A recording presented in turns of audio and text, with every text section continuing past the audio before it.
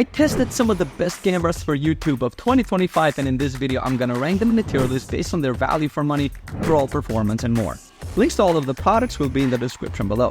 Panasonic Lumix S52. This thing is an absolute workhorse for both photos and video. Like, you get super reliable phase detect autofocus, which is a huge step up from Panasonic, and the image stabilization is so good you can shoot handheld in almost any situation. I love the robust build, the intuitive controls, and the fact that it has a built-in fan for unlimited video recording. No overheating here, which is a game changer for creators who shoot long sessions. The main downside is that the in-camera processing can look a bit dull, and the default settings might need tweaking for your style, but honestly, for hybrid shooters who want pro-level features without breaking the bank, this is a no-brainer. I'm putting this in the gray tier because it's not quite perfect, but it's so close. Fujifilm XS20. If you want a compact camera that punches way above its weight, this is it. The XS20 has amazing battery life thanks to the new battery, and it's packed with features like 10-bit 4K 60 video, great stabilization, and Fuji's legendary color science. The controls are super user-friendly, and the grip is comfy for long shoots, perfect for vloggers and travel creators. My only gripe is that it's not weather-sealed, and the autofocus, while improved, still has a few quirks. But for most people, especially those who want a lightweight, stylish camera that's easy to use, this is a top pick. I'm putting this in the gray tier. It's not flawless, but it's definitely a standout. Insta360 X5.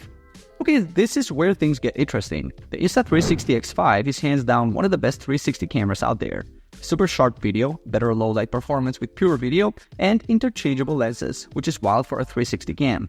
The editing software is super easy, and you get publish-ready footage straight out of the camera, which is a huge time saver. The catch? Stitching can be a bit iffy at the seams, and it's still a niche product. Not everyone needs 360 video. For creators who want to experiment with immersive content or need a versatile action cam, this is a solid choice. But for most YouTubers, it's not a daily driver. I'm putting this in the average tier. Impressive tech, but not right for everyone. Nikon Z30. This is a great little camera for vloggers and beginners. Super compact, easy to use, and it has unlimited video recording, which is rare at this price. The autofocus is snappy and reliable, especially for face and eye detection. And the image quality is on par with much more expensive models. The downside, it's missing an electronic viewfinder and the controls are a bit basic, but it's not ideal for more advanced users. But if you're just starting out or want a lightweight, hassle-free camera for YouTube, this is a great option. I'm putting this in the average tier, good value, but not a standout. Panasonic Lumix GH7. This is the kind of camera that makes me excited to hit record. The video quality is absolutely top-notch, with features like internal ProRes RAW recording, OpenGate 5.8K, and practically unlimited recording time thanks to its built-in fan, perfect for long-term content creators or anyone who wants to push the limits. The autofocus is a huge step forward from previous models, tracking subjects really well, and the in-body stabilization is just butter smooth for handheld shots. Sure, it's a bit bulkier than some options, and the Micro Four Thirds sensor isn't the best in low light, but honestly for YouTube creators who want a hybrid powerhouse, this is as good as it gets. I'm putting this one in the God tier, because for serious content creators, it's just unbeatable right now. Sony A6700. This camera is a dream for anyone who wants high performance in a compact package. The autofocus is wicked fast, the 4K video at 120 FPS is a game changer for slow-mo lovers, and it's got features you'd normally see on much pricier full-frame cameras. I do wish Sony has included a joystick for AF control, and the single SD card slot is a bit of a bummer if you're shooting critical projects. It's not the most intuitive camera for everyone, but if you're already invested in Sony's ecosystem or want a travel-friendly YouTube machine, this is a solid pick. I'm putting this in the gray tier. It's not perfect, but seriously impressive for what it is. Canon EOS R8. Here's a camera that punches above its weight, especially for its price. The image quality is fantastic, the autofocus is class-leading, and it's super lightweight, perfect for vloggers who want to keep things simple. The big downside, no in-body stabilization, which means you'll need steady hands or a tripod for smooth video. The battery life and controls are a bit underwhelming for advanced users, but for beginners or anyone who wants a full-frame look without the bulk, this is a great choice. I'm putting it in the good tier. Love what it does, but it's missing a few key features for serious creators. Gopro Hero 13 Black. This is the camera you grab when you want to go anywhere and do anything. The image stabilization is insane, and it's so rugged and waterproof that you don't have to worry about rough conditions. The new interchangeable lens system is a cool addition, and the battery life is much better than before. But let's be real, the image quality, while good, doesn't match up to the others here, especially in low light. It's also not the best for studio-style YouTube content. I'm putting this in the average tier. Amazing for action, but not my top pick for most YouTube creators. Sony ZBE1. This thing is just the powerhouse for video creators and vloggers. I love how it gives you fantastic dynamic range and low light performance, so you can shoot it in tricky lighting without losing all the details. Seriously, the footage is clean and rich, even at higher ISOs. The full-frame sensor, AI-powered autofocus, and 4K 60 FPS make it super flexible for everything from talking head videos to cinematic slow-mo. And the auto modes are a dream for beginners who want to focus on content, not settings. The only real downside is that if you get too ambitious with long shoots or heavy processing, it can overheat. But honestly, for most YouTube creators, that's not a deal breaker. I'm putting this right at the top. God tier is just that good. OM System OM1 Mark II. This camera is a beast for outdoor and action shooters, but for YouTube, it's a bit of a mixed bag. The image quality and detail are excellent, especially at lower ISOs.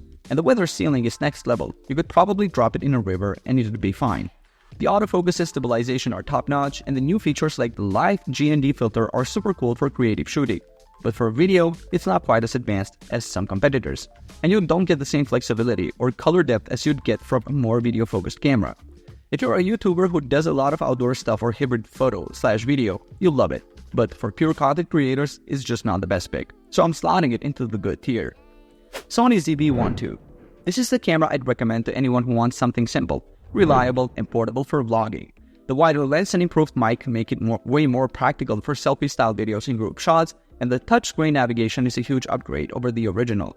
The video quality is solid, with good autofocus and plenty of creative options for in-camera looks.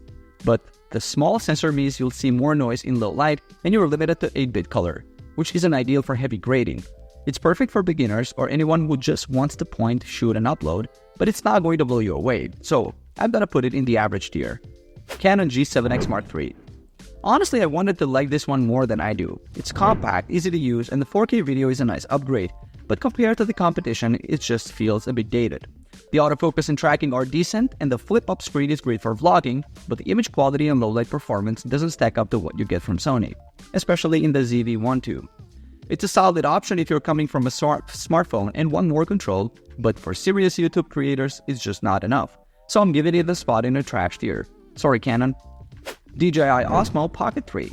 This is the kind of camera that just slips into your pocket and is ready for anything, literally. The stabilization is next level thanks to that physical gimbal, and it's got a big 1-inch sensor that pulls off really nice low-light footage and sharp, vibrant colors. Audio is solid and it's super easy for beginners, plus the touchscreen and tracking features make it a breeze for vloggers and travelers. But it's not waterproof, and it's a bit delicate compared to action cameras. So if you're rough on gear, you'll need to be careful. For creators who want a compact, do-it-all camera without the bulk, this is a top pick. Honestly, I'm putting this one in the good tier. It's not perfect, but it's so close for what it is. Nikon Z63. This camera feels like a dream in your hands, and the controls are just so intuitive like they read your mind. The new partially stacked sensor brings crazy fast autofocus, tons of video options, and killer stabilization, making it a real hybrid powerhouse for both photos and videos. The viewfinder is gorgeous, and it's got full-width 4K 60p, 6K RAW, and even 4K 120p. The only downside is the price tag, and maybe a tiny drop in dynamic range at base ISO, but honestly you'd never notice it in real-world use. For serious creators, semi-pros, or anyone who wants a camera that can do it all and then some, this is absolutely a god-tier camera in my book. Sony ZBE102. This one is super compact and stylish, but don't let the size fool you. It packs a punch with a fast 26-megapixel sensor, 4K 60p video, and 10-bit eternal recording. The battery life is way better than before, and the autofocus is solid, especially for vloggers who want to be in front of the camera. But it's missing some features, like 4K 120p, the controls are limited, and it's not as versatile as bigger mirrorless cameras. If you're a beginner or a solo creator who wants something easy and reliable for YouTube, this is a decent choice. For me though, it's just an average tier camera. It's good, but it's not blowing me away. Canon EOS R50. This is a tiny lightweight camera that's easy to carry around, and the autofocus is seriously impressive for the price. Tracking people, animals, and vehicles is a breeze. It's got a responsive touchscreen and decent video features, but the physical controls are limited.